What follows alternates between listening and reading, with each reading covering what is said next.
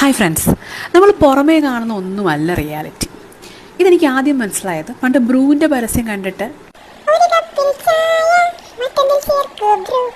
ഞാൻ എൻ്റെ ഹസ്ബൻഡിനെ അടുക്കളയ്ക്ക് എത്തി.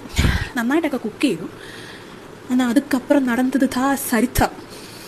അത് ഈ ആണുങ്ങളെ അടുക്കളയിൽ കയറ്റിയിട്ട് പിന്നീട് കിച്ചൺ ക്ലീൻ ചെയ്യുന്ന ആൾക്കാരുടെ അവസ്ഥ നിങ്ങൾ എപ്പോഴെങ്കിലും ചിന്തിച്ചിട്ടുണ്ടോ? അത് തന്നെ. പിന്നെ കുറേ കാലം കഴിഞ്ഞപ്പോൾ മലബാർ ഗോൾഡിൻ്റെ ഒരു പരസ്യം വന്നു. അതിൽ കരീന കപൂർ വന്ന് മുറി തുറക്കുന്നു.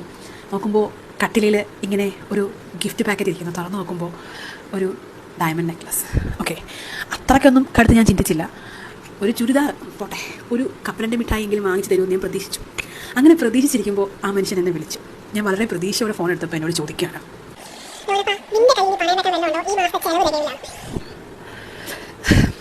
നിങ്ങൾക്ക് ഞാൻ പറയുന്നതൊക്കെ ഭയങ്കര സ്ട്രേഞ്ച് ആയിട്ട് തോന്നുന്നുണ്ടാവില്ലേ? റെഡ് ലേബിളിൻ്റെ പരസ്യം ഇല്ലേ, അതായത് ട്രെയിനിൽ ഇരുന്നൊരു അമ്മമ്മ ചായ വാങ്ങിച്ചു കുടിക്കുന്നത്. എത്ര പേര് ട്രെയിനിൽ സ്ട്രേഞ്ചേഴ്സിൻ്റെ ചായ മേടിച്ചു കുടിക്കും? കമൻറ്റ് ബോക്സിൽ വന്ന് പറഞ്ഞിട്ട് പോയാൽ മതി.